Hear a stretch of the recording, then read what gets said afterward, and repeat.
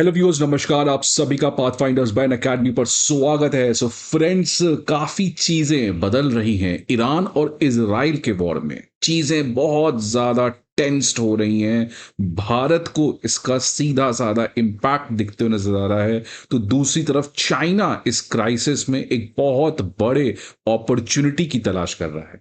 इन तमाम चीजों को आज इस सेशन में डिस्कस करेंगे, बट सबसे पहले आपको मैं बता दूं कि ईरान ने अभी तक का अपना सबसे लीथल मिसाइल, जिसका नाम है हज कसीम मिसाइल, इसको अनलॉन्च कर दिया है और कहा है अगला अटैक इजराइल के ऊपर इसी हज कसीम मिसाइल से किया जाएगा। अब आखिरकार ये मिसाइल क्या है और ईरान क्यों इतना कॉन्फिडेंट है कि उस मिसाइल से वो इजराइल के सोफिस्टिकेटेड आयरन डोम और पैट्रियट सिस्टम, इन सभी चीज एयर डिफेंस को इवेट करके इजराइल के ऊपर अटैक कर सकता है। तो इसको आज समझने का प्रयास करेंगे इस पर्टिकुलर सेशन में। बट आगे बढ़ने के पहले फ्रेंड्स, आप थोड़ा सा कॉन्टेक्स्ट जान लें। तो आपको मैंने पहले भी ये वीडियो में बताया है कि ईरान जो है वो एक ऑपरेशन ट्रू प्रॉमिस करके लॉन्च किया है अगेंस्ट इजराइल राइजिंग लायन। अब इसके बाद फ्रेंड्स, आपको पता है कि ईरान ने एक रिटेलिएटरी अटैक किया था इजराइल के मिलिट्री इंडस्ट्रियल सेंटर्स में, और ईरान के हवाले से ये कहा गया है कि ईरान के जितने भी टारगेट्स थे वो प्रिसाइजली उसी लोकेशन पे हिट हुए हैं जैसा प्लान था। तो देख सकते हैं फ्रेंड्स कि ईरान जो है इसने कॉन्फिडेंटली इस चीज को क्लेम किया था, और अब इजराइल ने खुद भी कबूला है कि 6 लोग उस पर्टिकुलर स्ट्राइक में मारे गए हैं जो ईरान ने देर रात परसों किया था।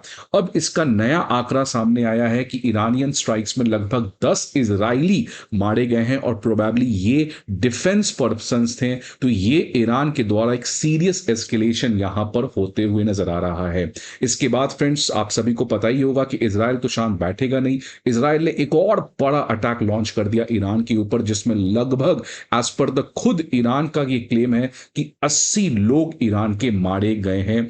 और इनफैक्ट ईरान का जो वर्ल्ड का लार्जेस्ट गैस फील्ड है उसमें भी सिग्निफिकेंट डैमेज हुआ है।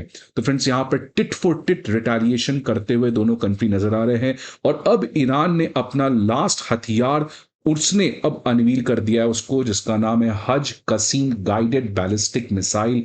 और अब ईरान का कहना है कि अगला स्ट्राइक अगर इजराइल करता है तो आप समझ नहीं सकते हैं कि ईरान किस तरीके से इन बैलिस्टिक मिसाइल से इजराइल को सिग्निफिकेंट ब्लो कर सकता है। तो फ्रेंड्स, न्यूज देखिए क्या आ रहा है कि ईरान ने अनाउंस किया है डिप्लॉयमेंट ऑफ इट्स न्यू, ये नया है फ्रेंड्स, इसी साल इसने लॉन्च किया था हज कसीम गाइडेड बैलिस्टिक मिसाइल। ये एक सॉलिड फ्यूल्ड वेपन सिस्टम है और इसकी रेंज काफी पर्याप्त है इजराइल पहुंचने के लिए, बिकॉज इसका 1200 किलोमीटर का रेंज है। और सबसे खास बात, जो ईरान का कहना है सच है कि नहीं है वो तो समय बताएगा, ईरान का यह कहना है कि वो यूएस थर्ड और इजराइल के पैट्रियट जैसे सोफिस्टिकेटेड मिसाइल डिफेंस सिस्टम को भी इवेड करने की शक्ति रखता है। अब इसका फ्रेंड्स नाम हज कसीम क्यों पड़ा, तो आपको शायद पता होगा, कसीम सुलेमानी जो आईआरजीसी के हेड थे, जिसको इजराइल और यूएस ने एक बहुत ही स्ट्रेटेजिक प्लानिंग के अंदर किस तरीके से इस व्यक्ति को मार गिराया था। तो इसी के कॉन्टेक्स्ट में इस पर्टिकुलर मिसाइल का नाम हज कसीम गाइडेड बैलिस्टिक मिसाइल है। ईरान का यह मानना है कि इसमें अभी तक का best manoeuvrable re entry vehicle है, एडवांस गाइडेड सिस्टम है, ऑप्टिकल इंफ्रारेड सीकर्स हैं, अलोंगसाइड द इनर्शियल नेविगेशन। अब ये टेक्निकल वर्ड्स तो मुझे नहीं पता ये क्या होता है, बट ईरान का कहना है कि ये पर्याप्त टेक्नोलॉजी है जिसके थ्रू हम missile defence system like third और पैट्रियट को सक्सेसफुली इवेड कर सकते हैं। वेस्ट का ये कहना है कि ये सब केवल प्रोपोगंडा है, इसमें कोई तथ्य नहीं है। लेकिन साथ ही साथ वेस्ट ये भी मानता है कि ये जो मिसाइल है ये काफी अपग्रेडेड वर्जन है और इसकी जो प्रिसीजन स्ट्राइक कैपेबिलिटीज है वो काफी सिग्निफिकेंट है। तो वेस्ट फ्रेंड्स यहां पर एक तरीके से मान भी रहा है, नहीं भी मान रहा है। अब हकीकत में क्या है ये तो अटैक के बारे में ही पता चलेगा। इसके अलावा फ्रेंड्स, यहां पे ईरान जो है वो बैक टू बैक रिटेलिएशन के मूड में है, और अब उसने इजराइल के अलावा यूएस, यूके और फ्रेंच बेसेस जो मिडिल ईस्ट में है उसको भी डिस्ट्रॉय करने का वादा किया है। ट्रंप ने इस कॉन्टेक्स्ट में ईरान को साफ शब्दों में धमकी दिया है कि अगर यूएस मिलिट्री के ऊपर किसी भी तरीके का अटैक होता है तो अमेरिका के मिलिट्री का फुल स्ट्रेंथ ईरान को झेलना पड़ेगा। यूके दूसरी तरफ अपने एसेट्स और जेट्स को मिडिल ईस्ट रवाना कर दिया है जब ईरान ने धमकी दिया है यूनाइटेड किंगडम को। इसके अलावा फ्रेंड्स, भारत के लिए जो बहुत बड़ी प्रॉब्लम की बात यहां पे नजर दिखते हुए आ रही है कि ईरानियन मिसाइल जो है वो इजराइल के पोर्ट सिटी ऑफ हाइफा के ऊपर अटैक किया है। अब हाइफा इसीलिए इंपॉर्टेंट है फ्रेंड बिकॉज हाइफा पहली बात तो आईमैक कॉरिडोर का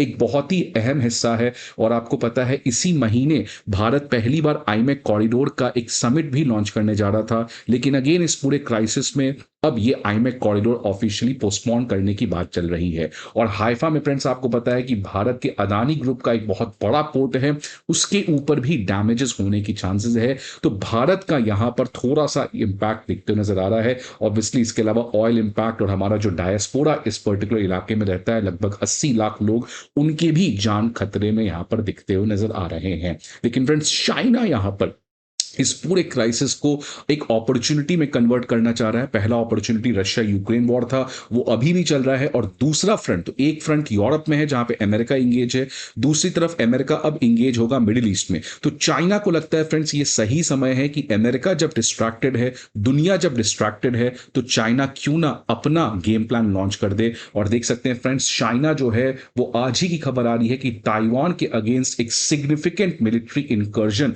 उसने लॉन्च कर दिया है और दोनों के बीच में टेंशंस काफी ज्यादा बढ़ते नजर आ रहे हैं। 6 चाइनीज नेवल वेसल्स जो हैं वो ताइवान के टेरिटरी में एंटर कर चुके हैं।